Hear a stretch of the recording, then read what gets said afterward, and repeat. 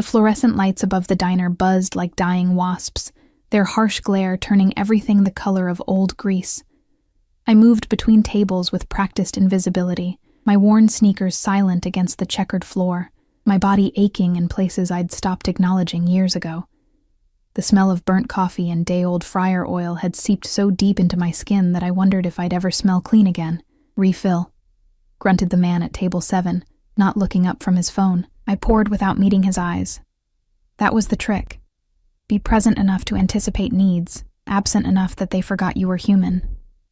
5 years at Mel's Diner had taught me that much. 5 years of double shifts and thin tips, of managers who looked through me and customers who looked past me. I was 26 and invisible. The dinner rush had finally thinned when Sharon, the night manager, cornered me by the coffee station. Her lipstick had bled into the fine lines around her mouth, making her look older than her 40-something years. "Emily, we need to talk." My stomach dropped. I knew that tone. "The owner's nephew needs a job," she said, not quite meeting my eyes. "Family, you know. He starts Monday, so we're gonna have to let you go. 2 weeks severance, paid out Friday." The coffee pot trembled in my hand. "Sharon, I've been here 5 years. I've never missed a shift, never been late. It's not personal, sweetie, just business." She patted my shoulder with the same sympathy someone might show a stray dog before closing the door in its face. "You understand." I understood perfectly. I'd always understood. Understanding was what invisible people did best. The changing room smelled like cheap body spray and disappointment. I shoved my apron into my locker, my hands shaking as reality crashed over me. Rent was due in 10 days. My phone bill was already overdue. The student loans I'd been chipping away at would start defaulting within months. I had $217 in my bank account and no prospects. The November air bit through my thin jacket as I stepped outside. The city stretched before me, all glittering lights and locked doors. Beautiful and indifferent as a postcard, I stood there breathing condensation into the darkness, wondering how I'd become so forgettable that 5 years of my life could be erased with a pat on the shoulder. My phone buzzed. A text from my roommate. Landlord came by, raising rent $400. Need to talk. I laughed, sharp and bitter. Of course. Of course the universe wasn't done with me yet.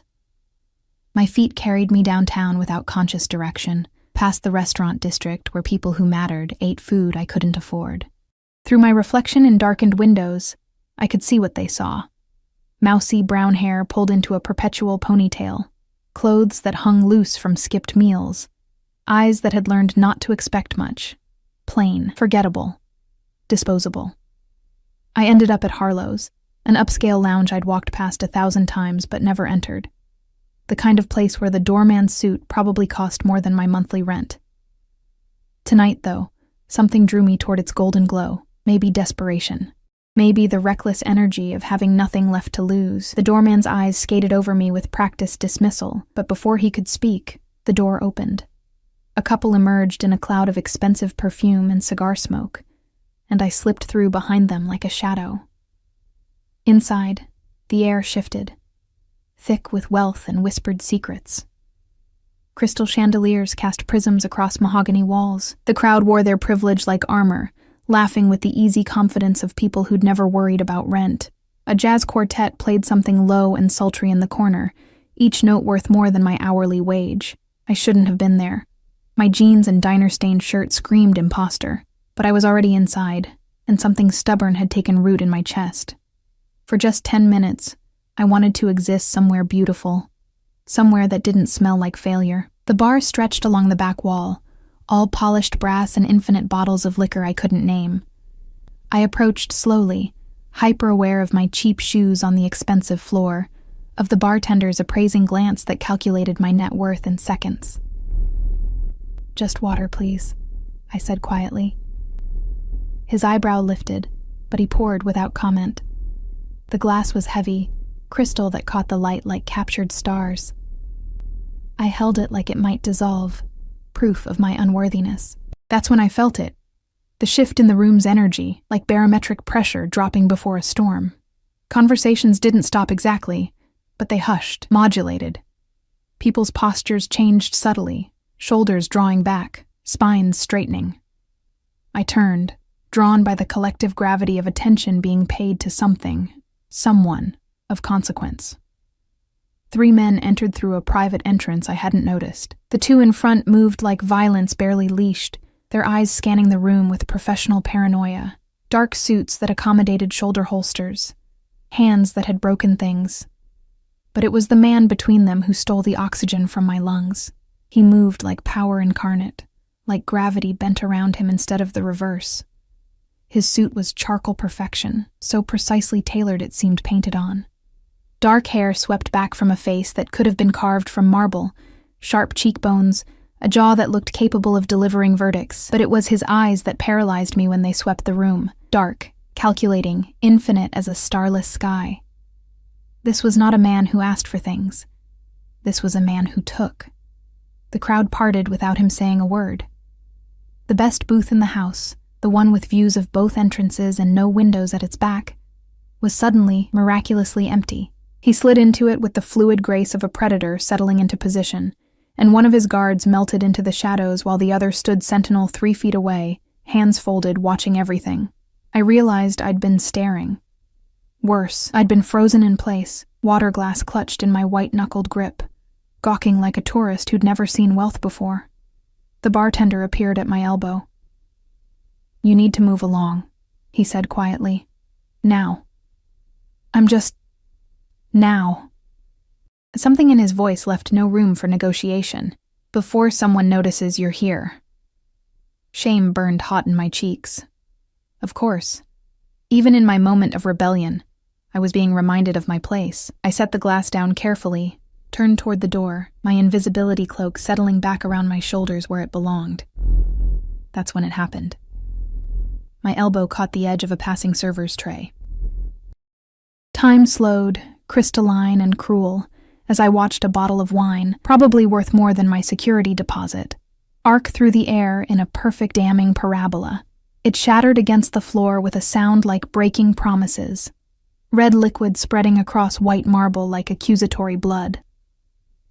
The jazz quartet faltered, conversation ceased, every eye in the room turned toward me, and I was no longer invisible. I was catastrophically, irrevocably seen. "I'm so sorry," I breathed, dropping to my knees, my hands uselessly trying to gather glass shards that only cut into my palms. Blood mixed with wine, pink and pathetic. "I'm so sorry. I'll pay for it. Miss."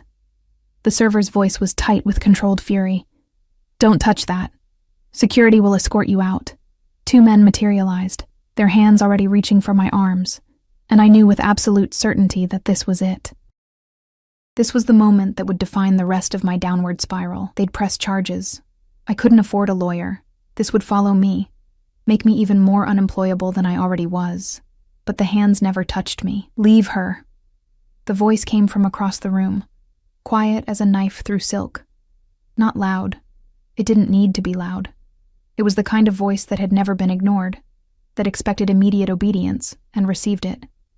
The security guards froze. The entire lounge held its collective breath. I looked up from my bleeding hands and wine-soaked knees and found myself trapped in the gaze of the man from the booth. He was watching me with an intensity that felt physical, like being pinned beneath a microscope. His expression revealed nothing. No anger, no pity, no amusement. Just an absolute, unwavering focus that made my skin prickle with primitive warning. "Bring her here," he said. "Mr. Constantine, she's just—" The manager had appeared from nowhere, wringing his hands. Did I stutter? 3 words, barely above a whisper, and the manager went pale. The guards released me. The room seemed to tilt on its axis.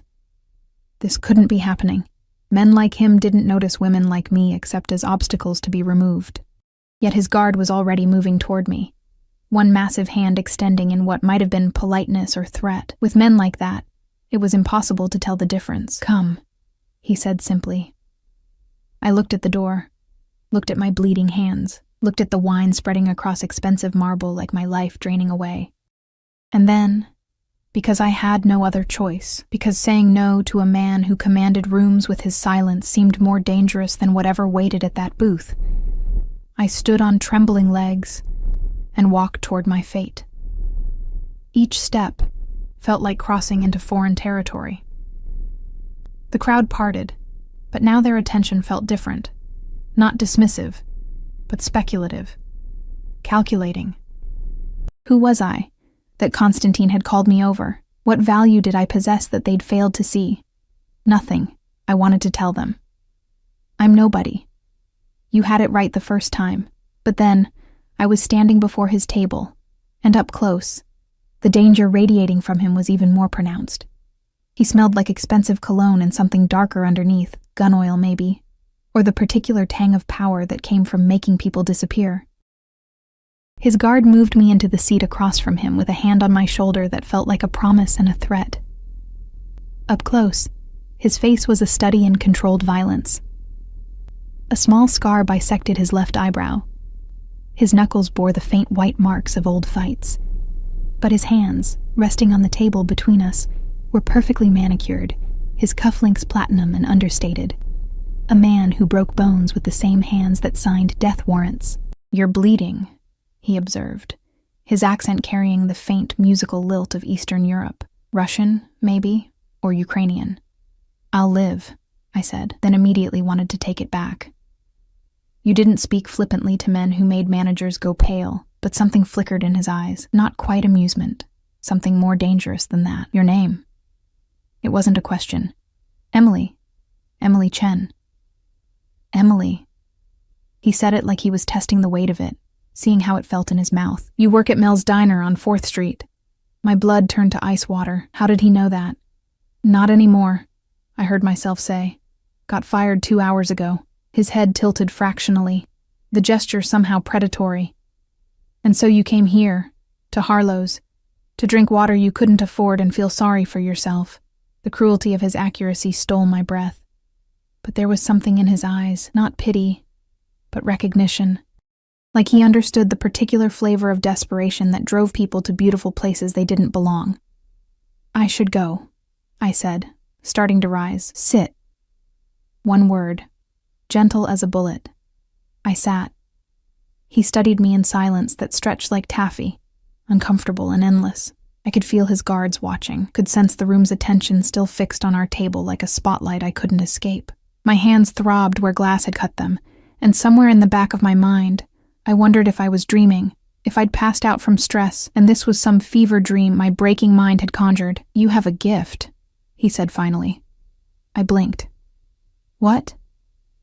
"Your voice, when you apologized." He leaned forward slightly, and I caught the full force of his attention like standing too close to a fire. Desperation, sincerity, perfect pitch. "You made every person in this room believe you would do anything to fix what you'd broken. I need someone who can do that." His eyes never left mine. Someone who can walk into a room and make people believe she's harmless, forgettable, desperate. Someone they'll underestimate. Understanding crashed over me like cold water. "You want me to spy for you. I want you to survive." He sat back, his expression unreadable. "You have 10 days before you're evicted.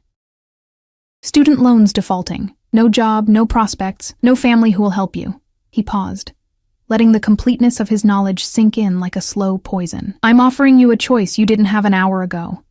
And if I say no," the corner of his mouth lifted in something that wasn't quite a smile, "then you walk out that door and we never speak again. You find another minimum wage job, probably lose your apartment anyway, and disappear into the poverty that's been waiting for you since you were born." He leaned forward again, and this time there was something almost gentle in his voice. "Or you take my hand and never be invisible again." My heart hammered against my ribs. Every survival instinct I possessed screamed at me to run. This man was danger incarnate. Whatever he wanted me for would be illegal, immoral, probably deadly.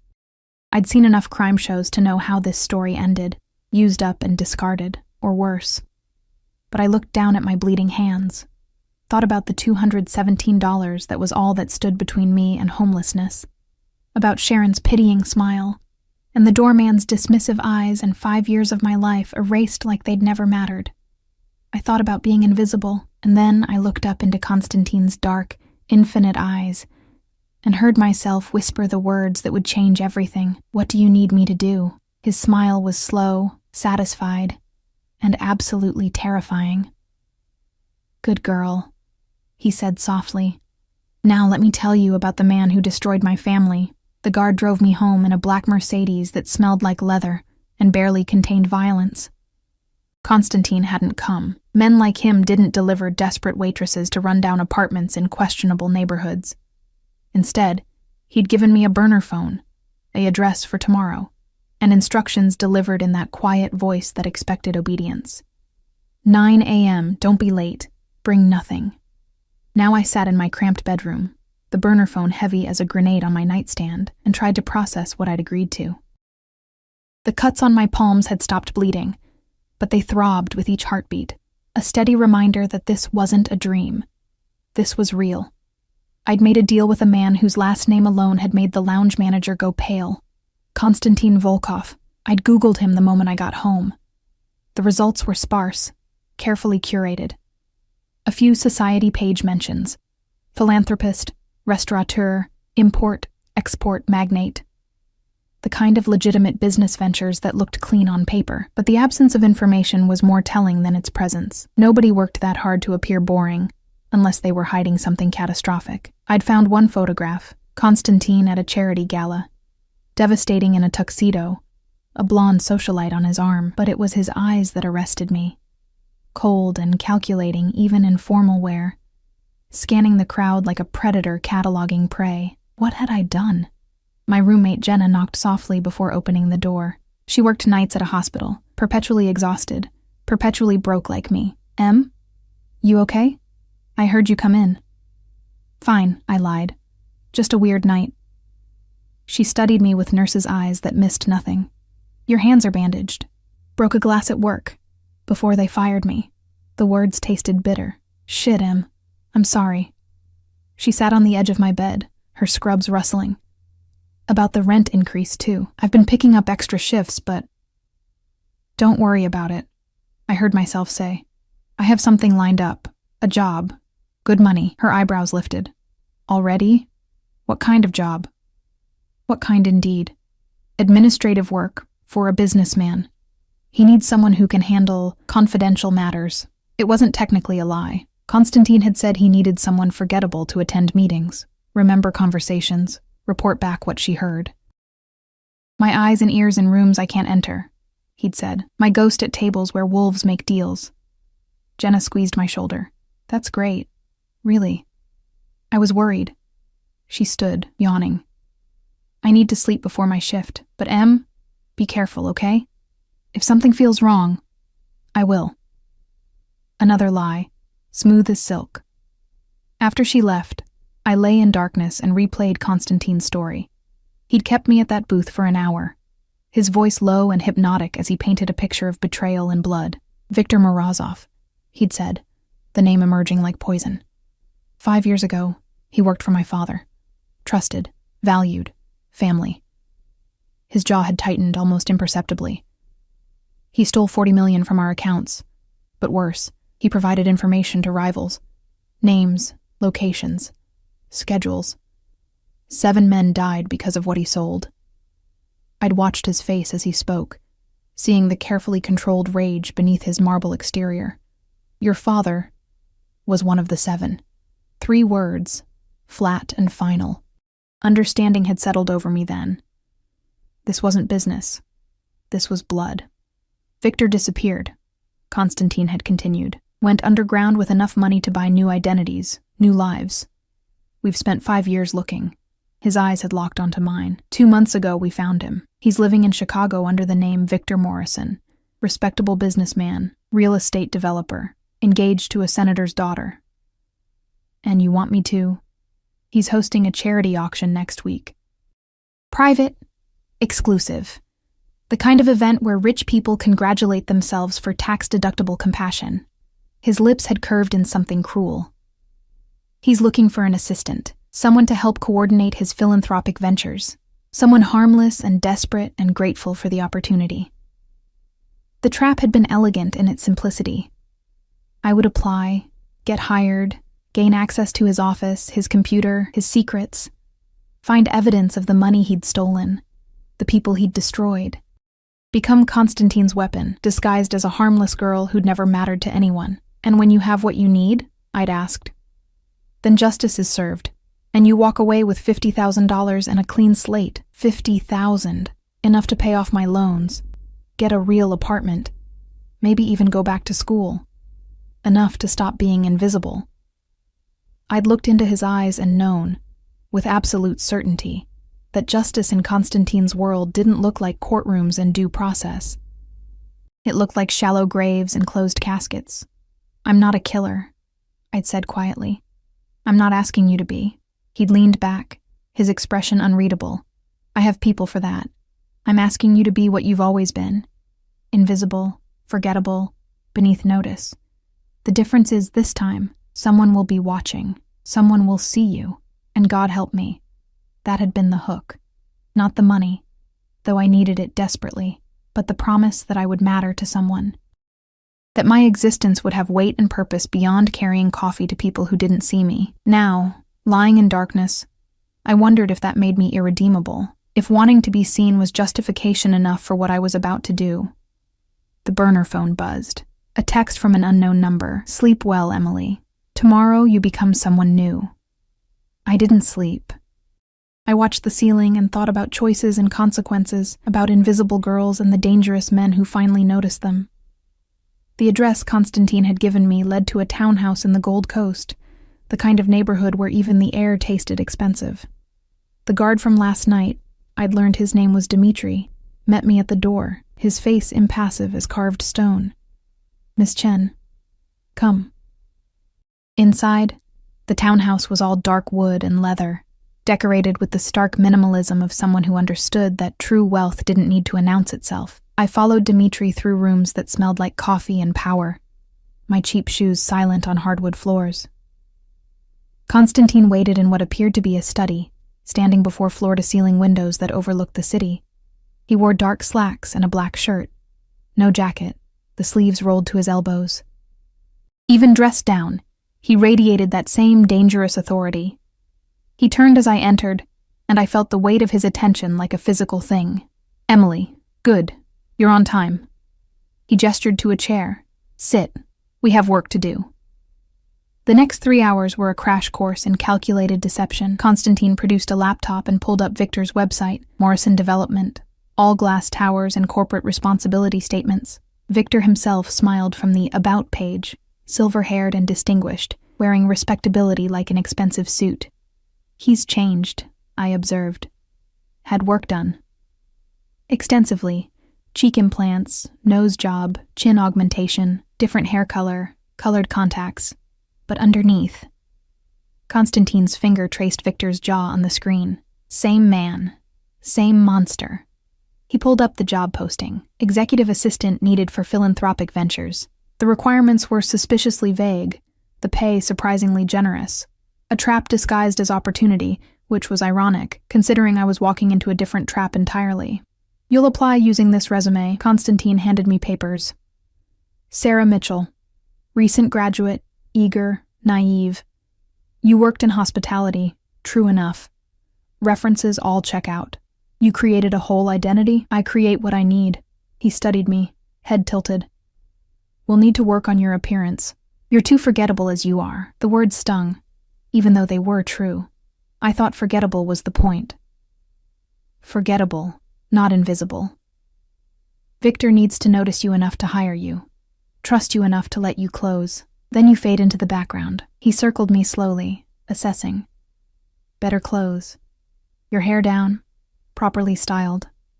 Makeup. Enough polish to suggest competence without threatening his ego. He made a call, speaking rapid Russian. Within minutes, a woman arrived. Irina. Silver-haired and elegant, who looked at me with the critical eye of a sculptor facing raw marble. Come, she said, her accent thicker than Constantine's. We make you beautiful. The transformation took hours. Irina led me to a bedroom suite I hadn't known existed, where racks of clothing waited like soldiers.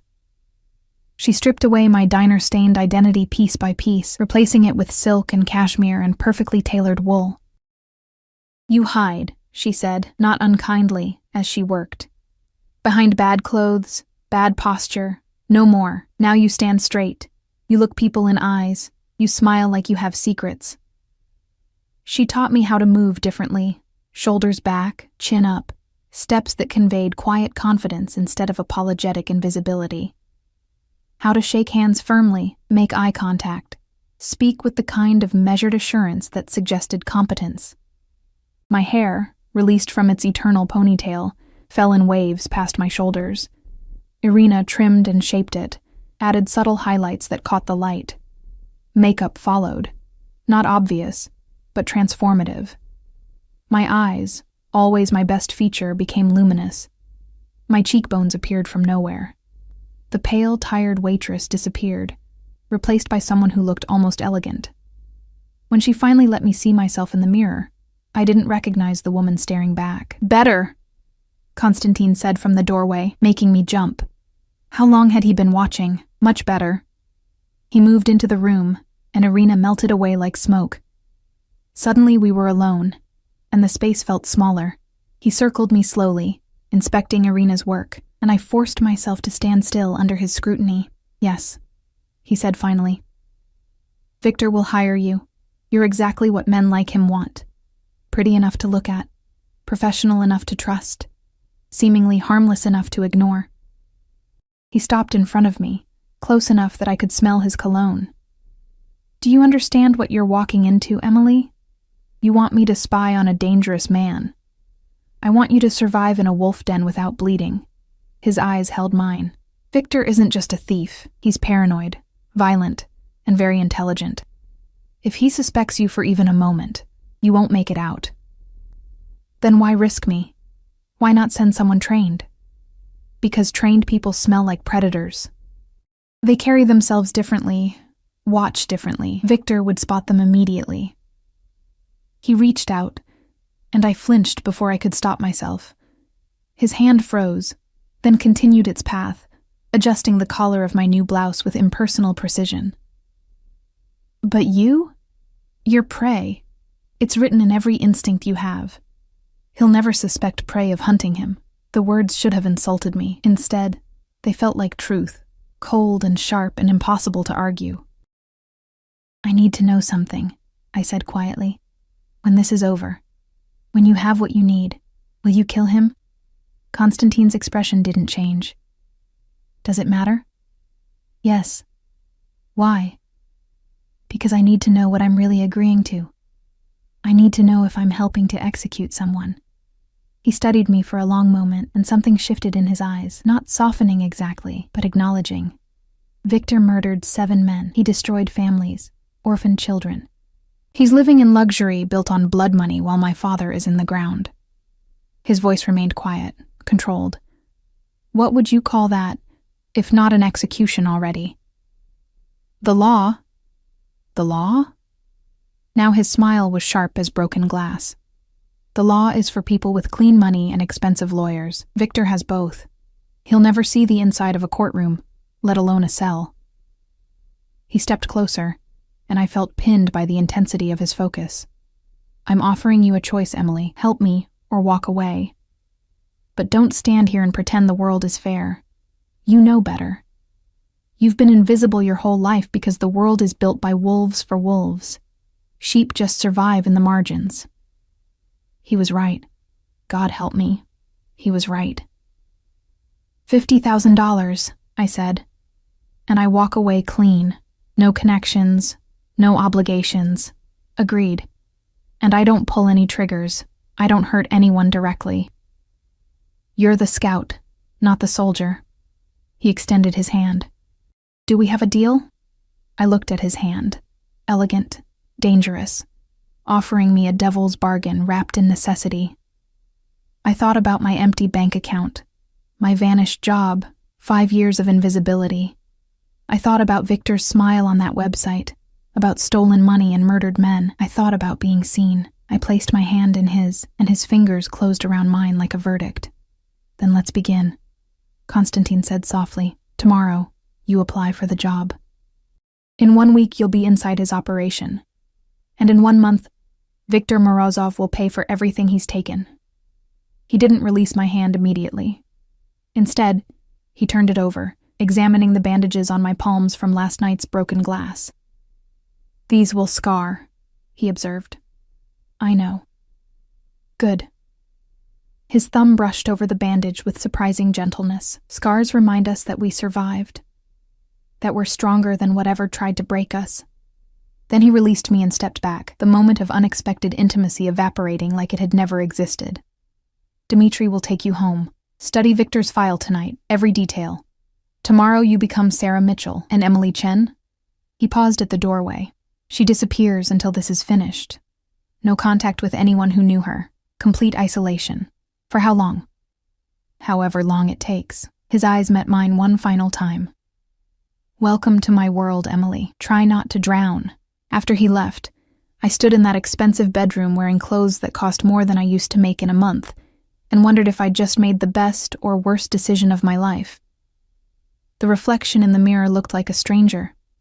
Someone confident. Someone who mattered. Someone who'd just agreed to dance with wolves. The interview was scheduled for Thursday afternoon at Victor's downtown office. I spent 3 days preparing, memorizing every detail of Sarah Mitchell's fabricated life until I could recite it in my sleep. Where she went to college, her favorite restaurant, the name of her childhood dog. Constantine had been thorough. The identity was airtight, backed by real documents and traceable history. "Lie close to the truth," he'd instructed during one of our preparation sessions. "Your hospitality experience is real. Your desperation is real. Your need to please, to be useful, that's all real. You're not playing a character. You're just editing your history." Now I stood outside Morrison Development, wearing a tailored navy dress that Irina had selected, my hair styled in soft waves that made me look professional but approachable. My hands had stopped shaking an hour ago. The bandages were gone, leaving thin red lines across my palms that I'd covered with concealer. The building was glass and steel, aggressively modern. Inside, the lobby sparkled with the kind of cleanliness that required constant maintenance. I gave my name, Sarah Mitchell, to the receptionist, who smiled with practiced warmth and directed me to the 14th floor. The elevator ride felt eternal. I counted my breaths, centered myself the way Constantine had taught me. "Fear is useful," he'd said. "It keeps you sharp. But panic makes you sloppy. Control the fear. Make it your weapon." The doors opened onto an office suite that screamed new money trying to look like old money. Dark wood, leather furniture, abstract art that was probably expensive but felt soulless. Another receptionist, older this time, looked up from her computer. "Sarah Mitchell?" "Yes." "Mr. Morrison will see you shortly. Please, have a seat." I sat, crossed my ankles the way Irina had taught me, and waited. From here I could see into the main office through glass walls. Victor Morrison now, sat behind an enormous desk, talking on the phone. Even from a distance, I could see what Constantine meant. The man had been rebuilt from scratch. Distinguished silver hair, warm smile, expensive suit.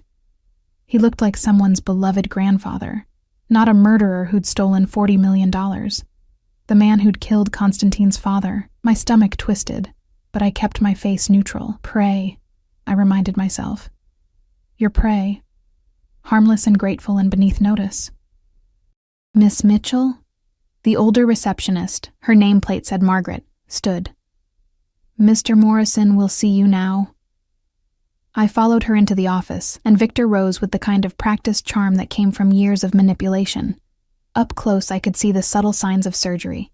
Skin pulled too tight at the temples, a jawline that didn't quite match the age in his hands. But his smile was warm, his eyes kind. Wolves dressed like sheep, that's what made them dangerous. "Sarah, wonderful to meet you." His handshake was firm, his voice carrying just a hint of Eastern European accent beneath American smoothness. "Please, sit. Can Margaret get you anything? Coffee? Water?" "Water would be lovely, thank you." As Margaret left, Victor settled back into his chair, studying me with the same assessing look I'd seen on Constantine's face. But where Constantine's gaze felt like being catalogued, Victor's felt like being measured for usefulness. "Your resume is impressive," he said, tapping the papers before him. "Hospitality management, excellent references. Though I notice you left your last position rather suddenly. The first test. I'd prepared for this. The owner's nephew needed a job, family politics. I allowed a hint of bitterness to color my voice. 5 years of loyal service, and I was let go with 2 weeks severance. That must have been difficult. It was a wake-up call. I'd been comfortable, and comfort makes you complacent. This opportunity, working in philanthropy, making a real difference. It's exactly the fresh start I need. Victor smiled, and I saw the predator beneath the grandfather mask. He liked my answer, liked the combination of professional disappointment and eager gratitude. I was exactly what he'd been looking for. Someone skilled enough to be useful, desperate enough to be loyal. Tell me, Sarah, what do you know about Morrison Development? I'd memorized the website, every press release, every carefully crafted piece of his new identity. You focus on urban renewal projects, with strong community partnerships. Last year, you developed 3 mixed-income housing complexes, and you're currently working on converting the old Riverside Warehouse District. You also established the Morrison Foundation, which provides scholarships for underprivileged youth. You've done your homework, due diligence. If I'm going to represent your foundation, I want to understand your vision. And what do you think that vision is? Another test. I met his eyes, channeled every ounce of earnest sincerity I possessed. Redemption through action, building something meaningful, giving back to communities that have been overlooked. I paused, let vulnerability show. I think we all want to believe our lives can mean something more than just surviving. Something flickered in Victor's eyes. Satisfaction, maybe, or recognition. He'd built his entire new identity on the concept of redemption. A man who'd reinvented himself, left behind whatever shadowy past he'd had, now devoted to doing good. The narrative was perfect, because everyone wanted to believe in second chances. You're hired, he said simply. I blinked, genuinely surprised. Just like that? I've interviewed 7 candidates. You're the first who looked me in the eye and saw what this work actually means. He stood, extending his hand again. $60,000 a year, full benefits starting Monday. Margaret will handle the paperwork. Welcome to the team, Sarah. As I shook his hand, I felt the trap close around both of us. He thought he was hiring a desperate girl who'd be grateful and loyal. He had no idea he'd just invited a wolf spy into his den. The burner phone rang the moment I was 3 blocks from Victor's building. Constantine's voice, calm and controlled. Well? I got the job. Start Monday. Silence then. Good. Come to the townhouse. Now. Dimitri was waiting with the Mercedes. The drive took 20 minutes, each one winding my nerves tighter. I'd succeeded in the first step, but that only meant the real danger was about to begin. Constantine waited in the study, and this time he wasn't alone. A man stood beside him, tall, lean, with cold eyes and the same predatory stillness as Dimitri. This was someone who'd killed before, I realized. Probably recently. Emily, this is Alexei. Constantine gestured. He'll be your shadow. You won't see him, but he'll be close. If anything goes wrong, he extracts you. Nothing will go wrong, I said, more confidently than I felt. Something always goes wrong. Constantine moved to the windows, looking out over the city. Victor survived this long by being paranoid. He trusts no one completely. You'll need to earn his confidence slowly, carefully. One mistake, one inconsistency, and he'll start digging into Sarah Mitchell's background. The background is solid. You said so. It is. But if he looks too closely, if he's motivated enough, even the best cover can crack. He turned back to face me. How did he seem? I thought about Victor's warm smile, his kind eyes, the way he'd talked about redemption and second chances, like someone who's very good at believing his own lies. Constantine's mouth curved slightly. Accurate. He's convinced himself he's a different man now, that his past is buried and irrelevant. That's his weakness. He wants so badly to be Victor Morrison that he's forgotten Viktor Morozov's survival instincts. What exactly am I looking for? Financial records. Communications with anyone from his old life. Evidence of where he hid the money he stole. Constantine pulled out his phone, tapped the screen, and handed it to me. These are the accounts we know he accessed. If you can find transactions, transfers, anything that connects Viktor Morrison to Viktor Morozov, we have him. I studied the screen, a series of numbers and dates that meant nothing to me. I'm not a forensic accountant. You don't need to be. Just copy whatever you find to this. He handed me a small USB drive, innocuous as a keychain. Plug it in, it does the rest. 30 seconds, and it's done.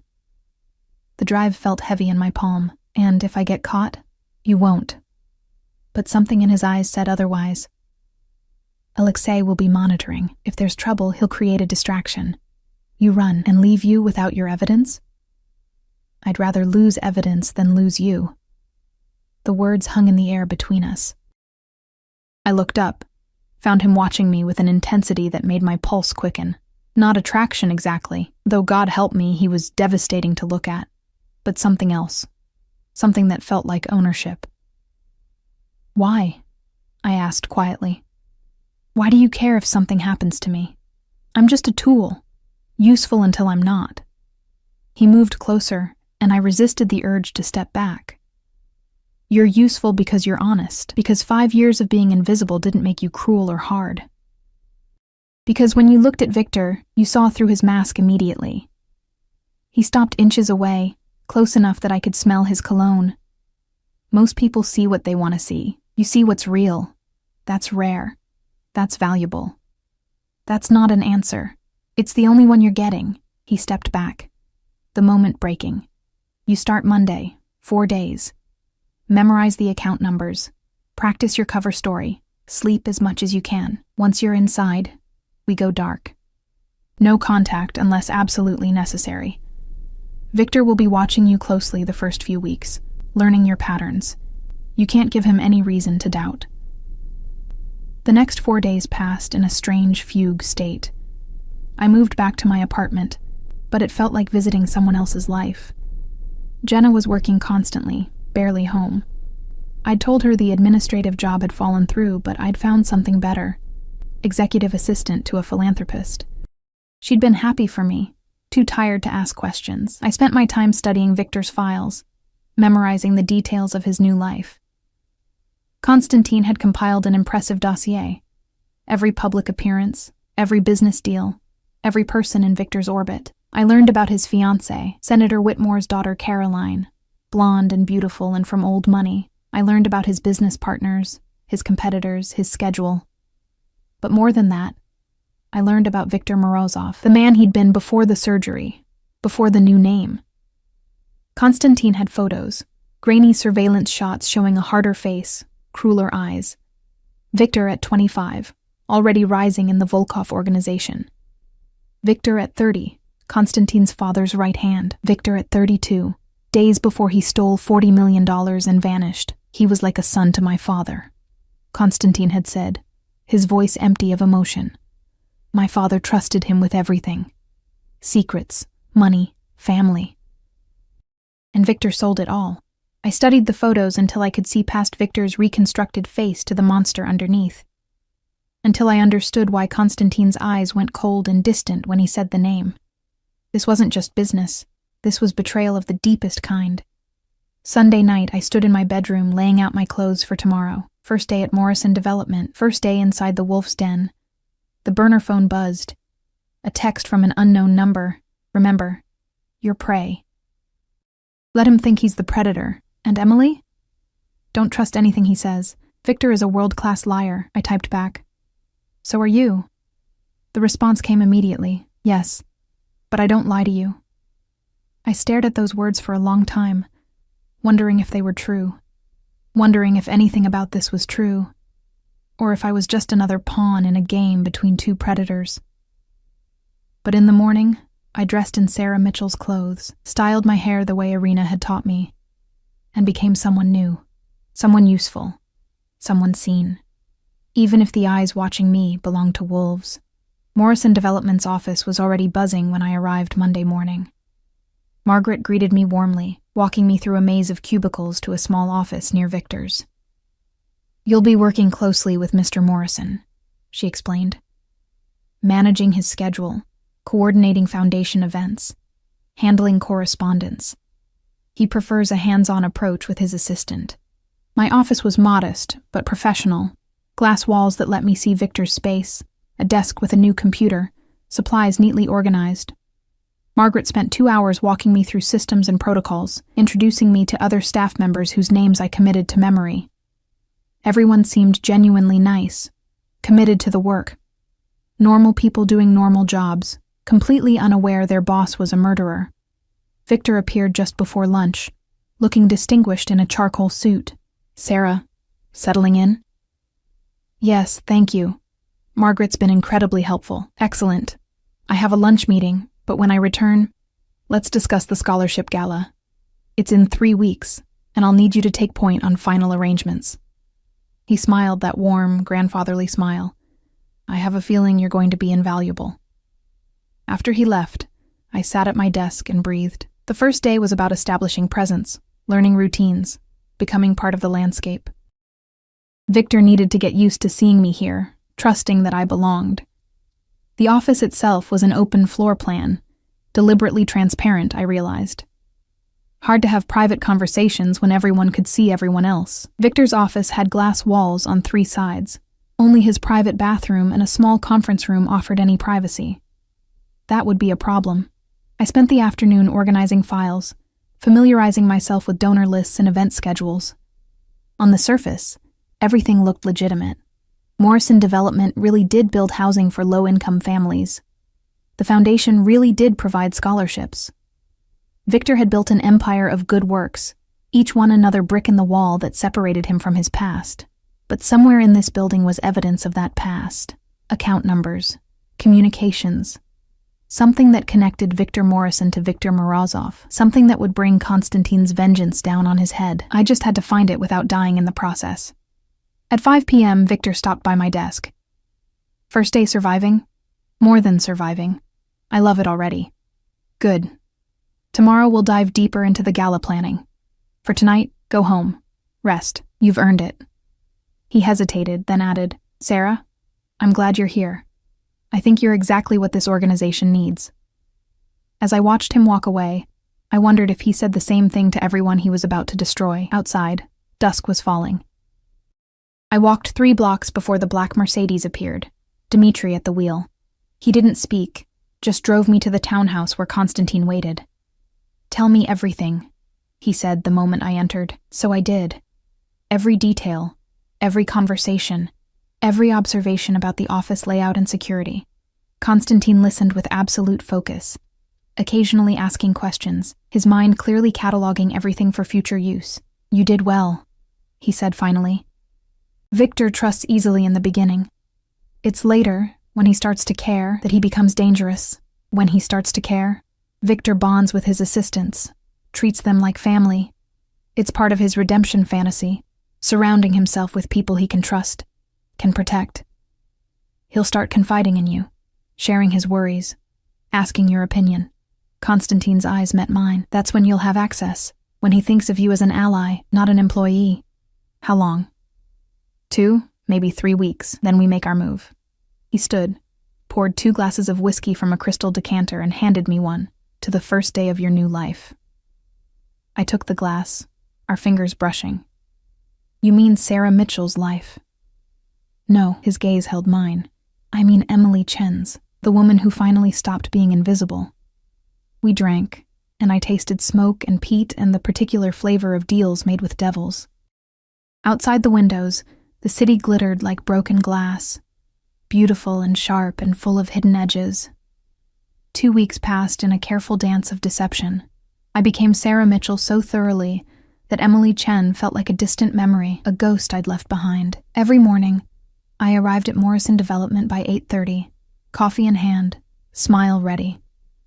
Every evening, I reported to Konstantin, documenting each conversation, each observation, each tiny crack in Victor's armor.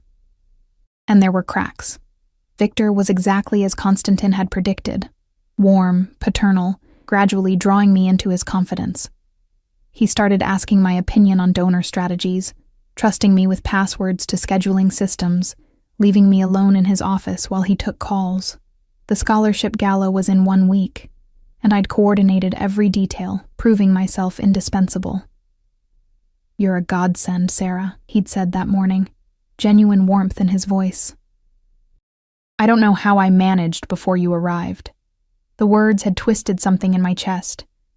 Because underneath the monster who'd murdered 7 men, there was a human being who seemed to genuinely believe in the work he was doing, who looked at scholarship recipients with real pride, who talked about giving people second chances like he actually meant it.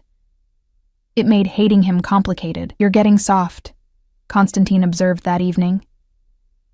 We sat in his study, as had become routine, reviewing the day's intelligence.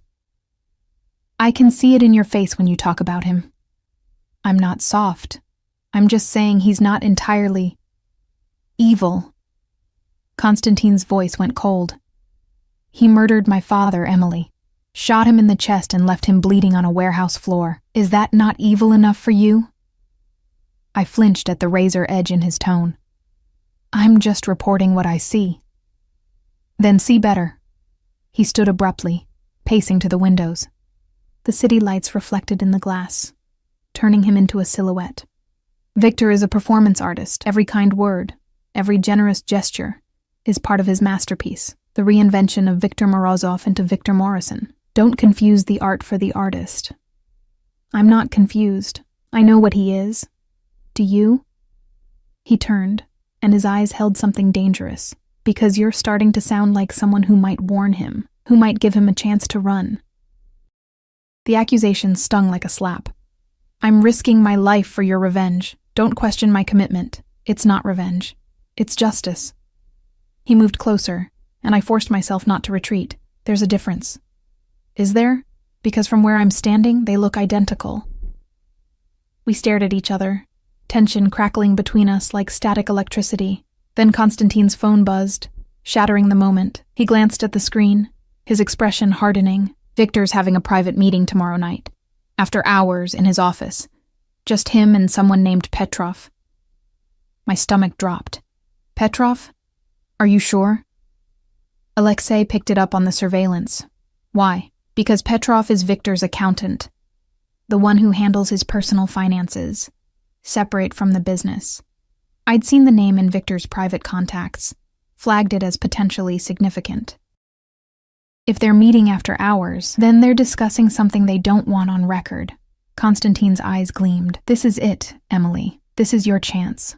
Whatever files Victor shows Petrov, whatever they discuss, that's where the evidence will be. I can't exactly sit in on their meeting."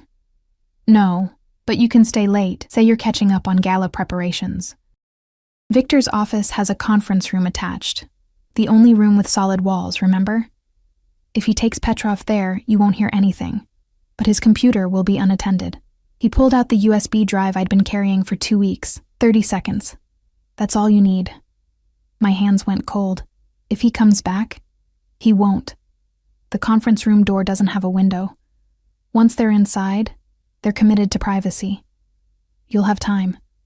And if something goes wrong, Alexei will be in the parking garage. Any trouble you run, he'll extract you. Constantine gripped my shoulders, forcing me to meet his eyes. "You can do this, Emily. I know you can." But his certainty felt like weight pressing down on me, because this wasn't surveillance anymore. This was active theft. And if I got caught, Victor wouldn't just fire me. Men like Victor, men like Constantine, didn't call the police when someone betrayed them. They made problems disappear. The next evening, I stayed late, as planned. Most of the staff left by 6, and by 7, the office was nearly empty. I sat at my desk, laptop open, pretending to review catering contracts while my heart hammered against my ribs. Victor arrived at 7:30, looking tired but pleased to see me. "Sarah, you're here late." "Just finalizing the gala details. I want everything perfect." I smiled, channeling Sarah Mitchell's eager professionalism. "You know me, a bit of a perfectionist. That's why you're so valuable." He checked his watch. "I have a meeting in a few minutes. Shouldn't take long. You'll be all right?" "Of course. I'll probably head out soon myself." Petrov arrived 10 minutes later, a nervous man in his 50s, carrying a leather briefcase like it contained nuclear codes. Victor greeted him with careful warmth, and I watched from my peripheral vision as they disappeared into the conference room, the door closing with a solid click. I waited exactly 90 seconds. Then I stood, smoothed my dress, and walked to Victor's office on legs that felt like water. The space felt different, empty, larger, colder, full of shadows. His computer sat on the desk, logged in, the screen showing a spreadsheet I didn't understand. My hands shook as I pulled out the USB drive, and for a moment, I just stood there, frozen by the magnitude of what I was about to do. This was the point of no return. Once I plugged in that drive, once I stole Victor's secrets, I became what Constantine needed me to be. A weapon. A tool of vengeance. There would be no going back to invisibility, no pretending I was just an innocent girl caught in circumstances beyond her control. I thought about Constantine's father, bleeding on a warehouse floor. About 7 men dead because Victor had sold them out. About $40 million and all the lives it had destroyed. I thought about being seen. I plugged in the drive. The software activated immediately. A small progress bar appearing on the screen. 15 seconds. 20. I counted each heartbeat, each breath.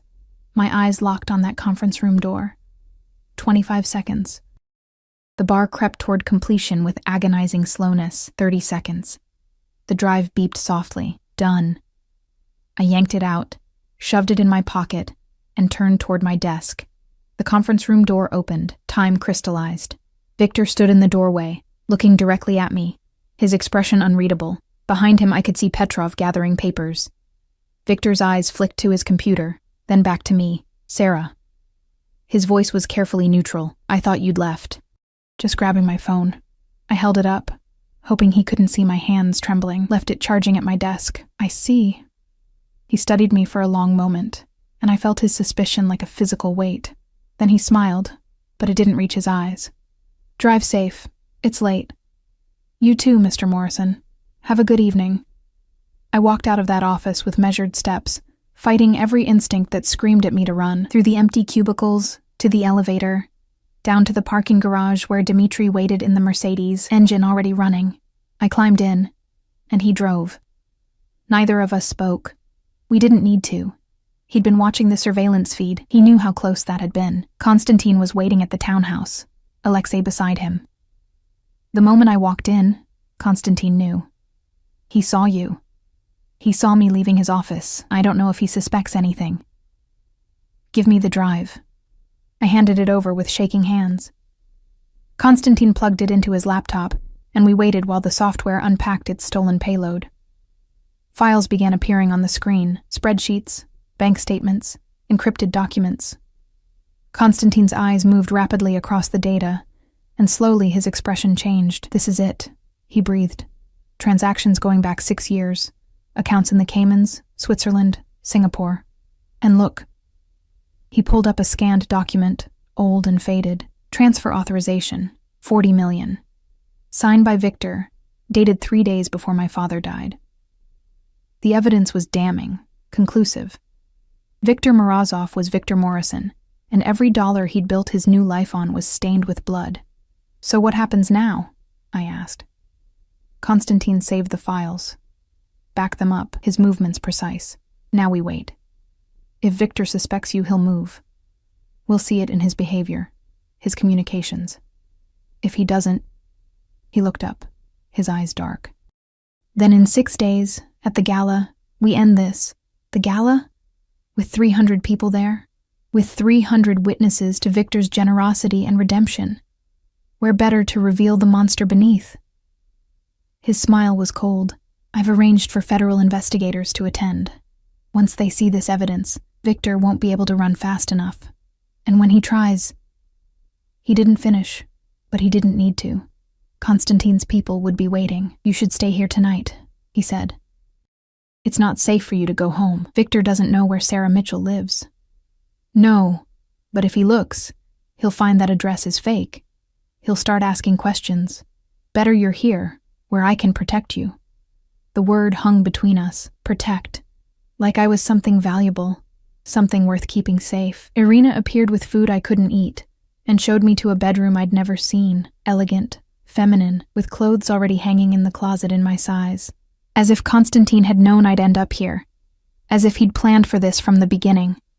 I sat on the bed, still wearing Sarah Mitchell's professional dress, and tried to process what I'd done. The evidence was recovered. Victor's fate was sealed. In less than a week, Constantine would have his justice, and I would have $50,000 and my freedom. So why did I feel like I was drowning? A knock on the door. Constantine entered without waiting for permission, carrying a glass of whiskey. You should drink this. I should go home. Emily, don't. I stood, suddenly angry. Don't tell me I'm safe here. Don't tell me you're protecting me. I did what you asked. I got your evidence. This deal is almost done. Is that what you think this is? A transaction? What else would it be? But even as I said it, I knew it was a lie. Knew it had stopped being a simple deal weeks ago, when he'd started looking at me like I mattered. When I'd started caring whether he approved of my work. He moved closer, setting the glass on the nightstand. You think I don't see you struggling with this? Hating Victor but sympathizing with him? Wanting justice but questioning the cost? I don't. You do. You're not like me, Emily. You still believe the world can be good, that people can change. That's what makes you dangerous to yourself. His hand came up, brushing a strand of hair from my face with unexpected gentleness. But it's also what makes you remarkable. I should have stepped back, should have maintained distance, reminded him this was business, but his touch felt like being seen, really seen, for the first time in my life. Not as prey, not as a tool, but as someone who mattered. What happens after? I whispered. After Victor pays, after I take my money and disappear. Do I just go back to being invisible? Is that what you want? I don't know what I want anymore. His thumb traced my cheekbone, and I saw something shift in his eyes. Something that looked almost like vulnerability. When this is over, you'll be free. Truly free. No debt. No desperation. You can be anyone you want.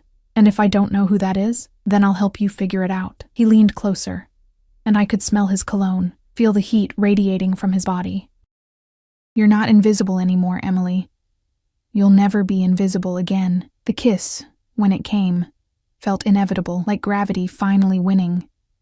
His mouth was firm, demanding, tasting like whiskey and dark promises. I kissed him back, pouring 2 weeks of tension and fear and strange, twisted desire into the contact.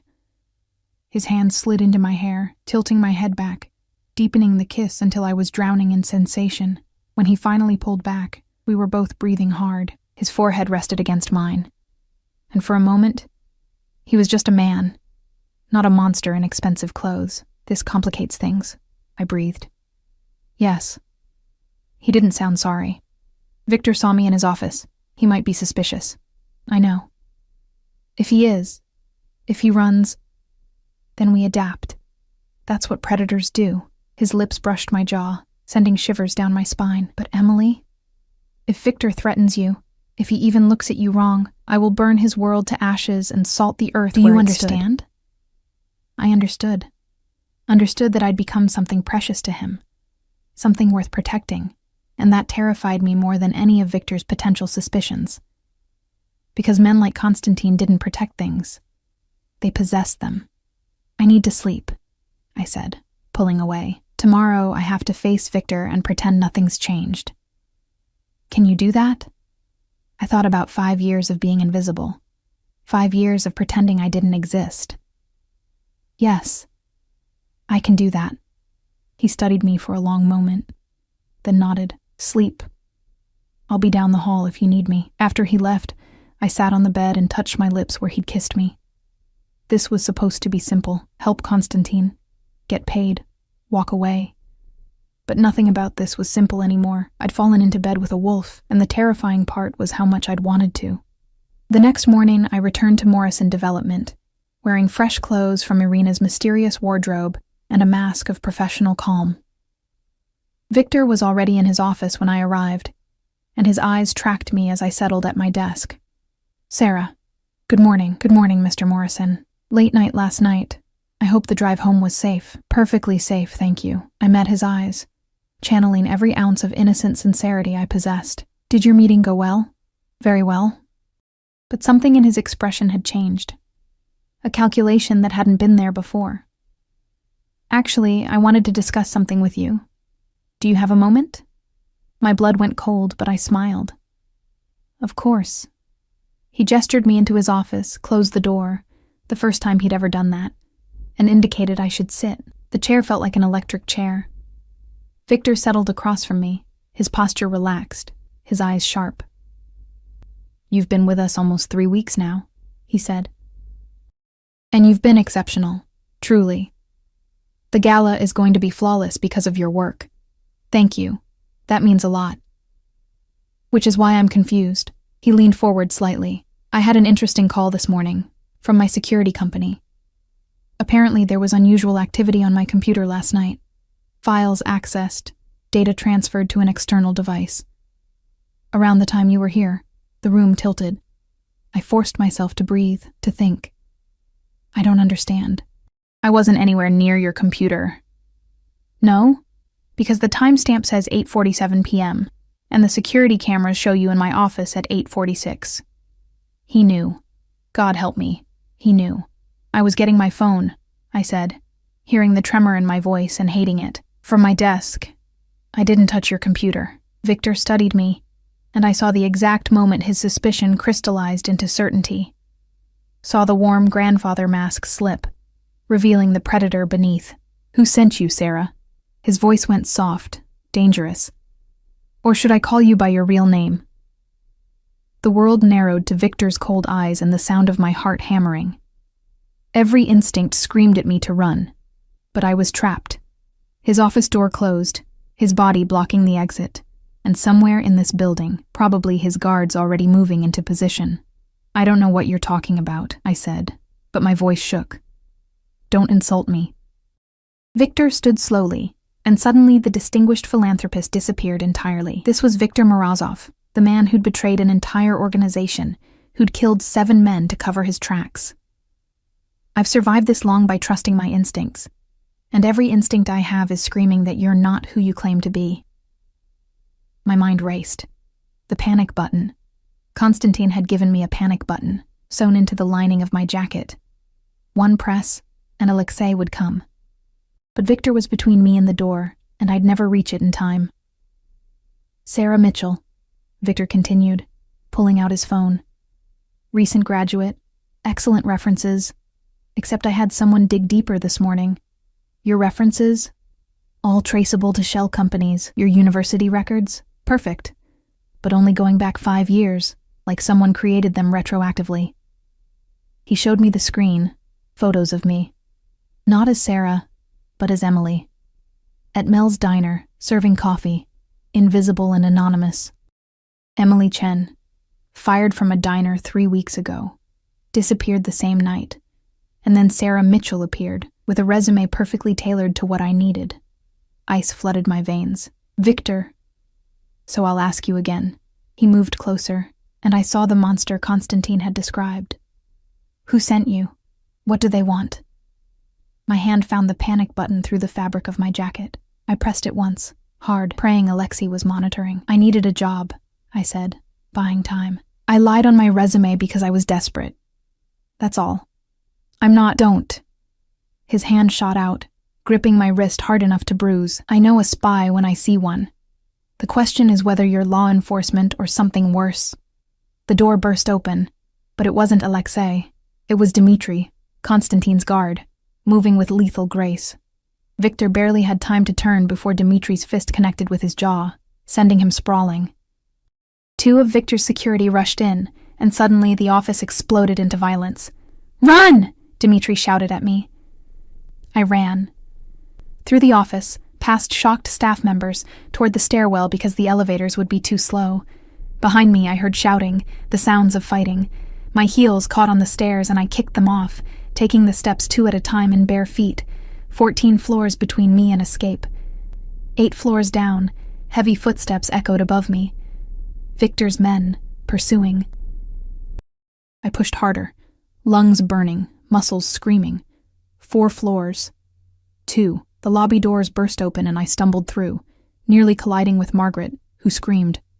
Sarah, what's happening? No time to answer. The black Mercedes was already there, Alexei at the wheel, passenger door open. I dove inside and he accelerated before I'd even closed it, tires squealing. "Dmitri," I gasped. "We'll handle it. Put this on." He tossed me a bulletproof vest. "What? Why would I?" The rear window exploded. Glass rained over me as Alexei swerved violently. In the side mirror, I saw a black SUV pursuing us, someone leaning out the window with a gun. This wasn't corporate security. This was Victor's real muscle, the men who'd helped him disappear 5 years ago, who'd protected him ever since. "Get down," Alexei barked. I crouched as low as I could, the vest heavy and awkward. More gunshots, the sharp crack of bullets hitting metal. Alexei drove like a man possessed, weaving through traffic, running lights. My phone buzzed, Konstantin calling. "Are you hurt?" His voice was tight with controlled fury. "No." Victor knew. He figured it out. "Alexei is..." Another gunshot cut me off. "Where are you?" "Heading west on Madison. They're right behind us. I'm sending backup. Stay on the line. Emily, listen to me. You're going to be fine. Do you hear me? You're going to be fine." But his voice sounded like a lie, because we were racing through downtown Chicago with armed men shooting at us. And fine seemed like a concept from another universe.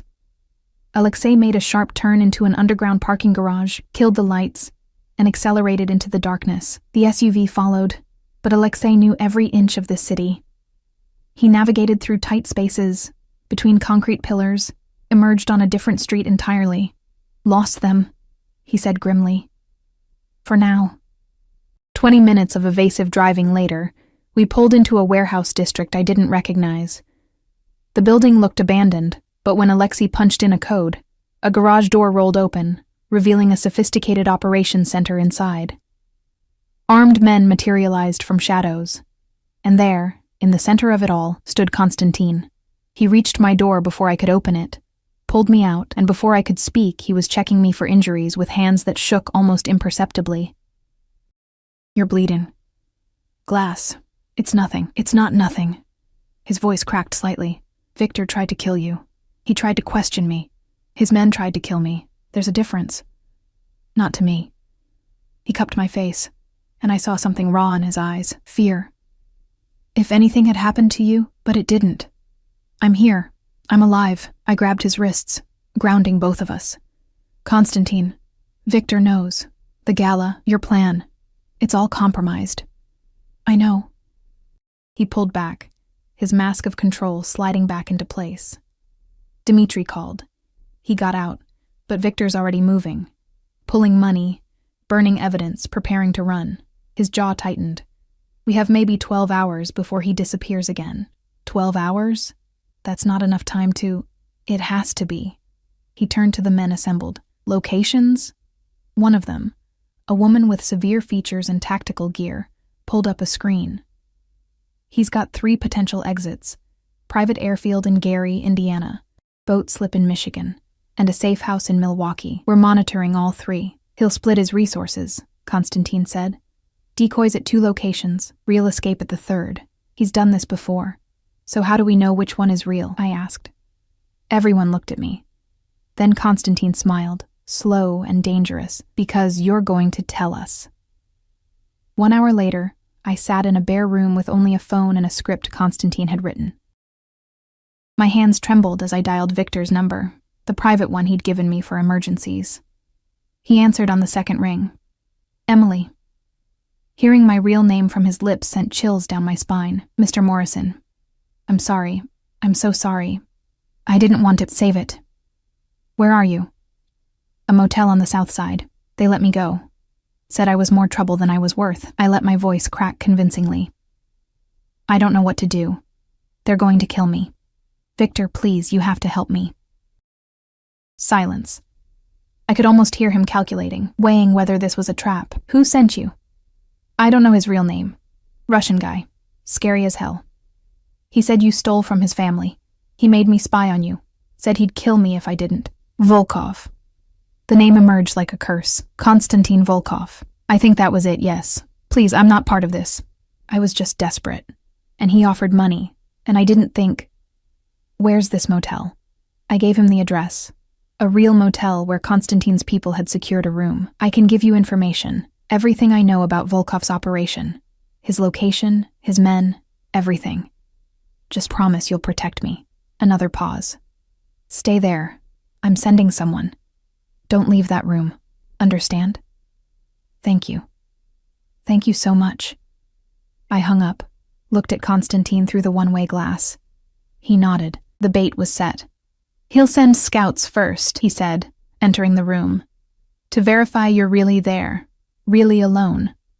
Then he'll decide whether to extract you or eliminate you, and if he decides to eliminate me, he won't get the chance. His hand found mine, squeezed.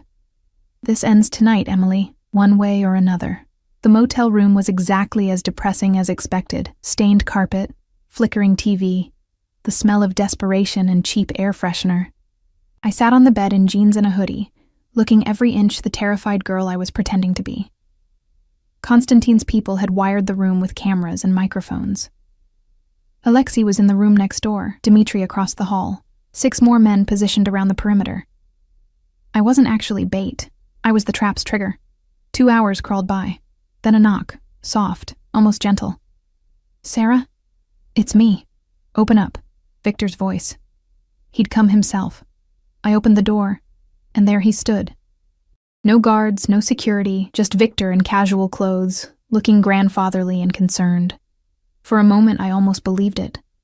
Almost forgot he'd ordered men to shoot at me. Thank God, I breathed, letting relief flood my voice. I thought... He pushed inside, closed the door, and before I could react, his hand was around my throat, slamming me against the wall. The concerned grandfather mask shattered completely. Did you really think I'd fall for this? His grip tightened. You stupid girl. You led me right to a trap. Black spots danced across my vision. I clawed at his hands, but his strength was terrifying. No, I didn't. Where's Volkov? Is he here? Did you think I wouldn't notice the surveillance? The armed men pretending to be maintenance workers? He leaned close, his breath hot on my face. I've been running from people like him for 5 years. You think I don't know when I'm being set up? The bathroom door exploded outward. Konstantin emerged like violence personified, and suddenly Victor was the one slammed against the wall, Konstantin's forearm across his throat. I collapsed, gasping, as the 2 men faced each other, predator and predator, all pretense stripped away. Hello, Victor, Konstantin said softly. Did you miss me? Victor's eyes widened with recognition and fear. Konstantin, you're alive. Disappointed? You sent your men to kill me too, didn't you? Along with my father and 6 others, but I survived. I always survive. He pressed harder, and Victor choked. The question is, will you? Wait, Victor gasped. The money, I can give it back. All of it. Plus interest, 50 million. 60. Just let me go. You think this is about money? Konstantin's voice dropped to a whisper. You betrayed my father, the man who treated you like a son, who trusted you with everything, and you sold us out for 40 million pieces of silver. I had no choice. Fedorov was going to kill me. He said if I didn't... You always have a choice. My father chose loyalty. Those 6 men chose loyalty. They died for it. You chose to live like a coward. Victor's face purpled. Please, Konstantin, please. I'll do anything. I know you will. Konstantin released him slightly. That's why you're going to walk out of here with me, quietly. And you're going to tell federal investigators everything about your money laundering, your old connections, your entire operation. You're going to spend the rest of your life in prison, Victor, and every day, you'll remember that I put you there. Prison? Victor laughed, slightly hysterical. You're not going to kill me? Death is too easy, too quick. Konstantin smiled coldly. I want you to suffer. Want you to lose everything you built. Watch your reputation crumble. Spend decades in a cell thinking about the man you could have been. That's justice. Federal agents burst through the door then. Real ones with badges and warrants. Konstantin had called them the moment Victor confirmed he was coming. Everything he'd said was recorded, admissible. Victor's confession to his involvement with Fedorov, his implicit admission of guilt, it was enough. They handcuffed Victor, read him his rights. As they led him toward the door, he looked at me. You're just like me, Emily, a survivor who did what she had to. He'll use you up and throw you away, just like I would have. No, I said quietly. I'm nothing like you, because I know the difference between surviving and betraying. After they took him away, the room felt enormous and empty. Constantine stood by the window, watching the federal cars disappear. I approached slowly, my throat still aching from Victor's grip. Is it over? I asked. Yes. Victor will spend the rest of his life in federal prison. The evidence we gathered showed connections to 3 different criminal organizations. He'll be lucky if he survives a year inside. He turned to face me. You're free, Emily. $50,000 as promised, plus another $50,000 for nearly getting killed. I don't want your money. His eyebrows lifted. What? I mean, I'll take it. I'm not stupid. But that's not what I want. I moved closer, my heart hammering. What happens now? With us? There is no us. I'm a criminal, Emily. You're an innocent girl who helped me once. Take the money, disappear, build a real life. Stop. I grabbed his jacket. Stop deciding what I want, what I need. I'm tired of being told what my life should look like. You don't know what you're asking for, don't I? I've spent 3 weeks in your world. I've seen what you are, what you do. And I'm still here, aren't I? I held his gaze. You said I'd never be invisible again. Were you lying? No, then see me. Really see me. Not as prey, not as a tool, not as someone who needs protecting. See me as someone who chose this. Who chose you. His hands came up to frame my face, and I saw the war in his eyes, between what he wanted and what he thought I deserved. I'm not a good man, Emily. I'm not looking for a good man. I'm looking for an honest one, and you've never lied to me. Not once. If you stay, if you choose this, there's no going back. My world is dangerous, violent. You'll never have a normal life. I've never wanted normal. I wanted to matter. And with you, I do. I stood on my toes, bringing my lips close to his. So stop trying to save me from myself and just kiss me. He did. And this time, it wasn't desperate or frantic. It was a promise. A choice we were both making, eyes open, knowing exactly what it meant. When we finally broke apart, he rested his forehead against mine. You're insane. Probably. Is that going to be a problem? Absolutely. But he smiled, genuine and unguarded. Stay with me tonight. Tomorrow we figure out the rest. 6 months later, I stood in Constantine's penthouse, overlooking the city where I'd once been invisible. The girl who'd served coffee at Mel's diner felt like a stranger now, someone I'd been in another life. I'd used part of my money to pay off my loans, helped Jenna with rent until she found a better job, sent some to my estranged mother without expecting a response.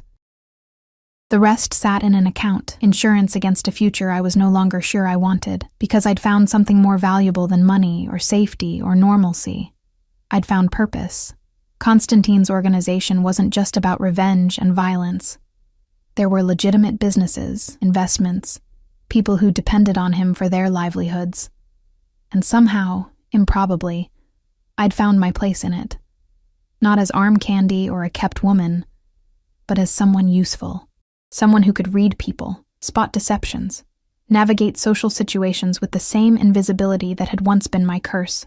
I was his ghost again, but this time, I chose to be. Deep thoughts? Constantine appeared behind me, wrapping his arms around my waist. Just remembering how we met. You called me prey. You were. You're not anymore. He kissed my neck. Now you're dangerous. Is that a compliment in your world? It's the highest compliment I can give. I turned in his arms, studying his face. 6 months, and I was still learning him. The dry humor hidden beneath the cold exterior, the fierce loyalty to his people, the way he looked at me like I was something precious and terrifying all at once. Do you ever regret it? I asked. Not killing Victor when you had the chance? No, prison is worse for men like him. Death would have been mercy. His thumb traced my cheekbone. Do you? Regret helping me? I thought about Emily Chen, invisible waitress. About the moment in Harlow's when I'd spilled wine and changed my life forever. About choosing to be seen, even when being seen meant danger. Not for a second. Good. He kissed me softly. Because I have another job for you. High-stakes negotiation, possibly dangerous, definitely illegal. When do we start? Tomorrow. Tonight I just want you. I smiled against his lips. Then take me. Later, lying in his bed with the city lights casting shadows across the ceiling, I thought about wolves and prey, about visibility and choices. I'd been thrown away by society, deemed forgettable and worthless, but I'd found someone who saw value in what others dismissed. I wasn't invisible anymore. I was seen, known, wanted, and I'd chosen to be dangerous. The girl who'd been a waitress they threw away had become someone new, someone who mattered. Someone who'd learned that sometimes the most powerful choice you can make is deciding who gets to define you. I chose myself, and then I chose him. And in the darkness of a penthouse overlooking a city full of people who still didn't see me, I finally understood what freedom felt like. It felt like being exactly who I wanted to be. It felt like home.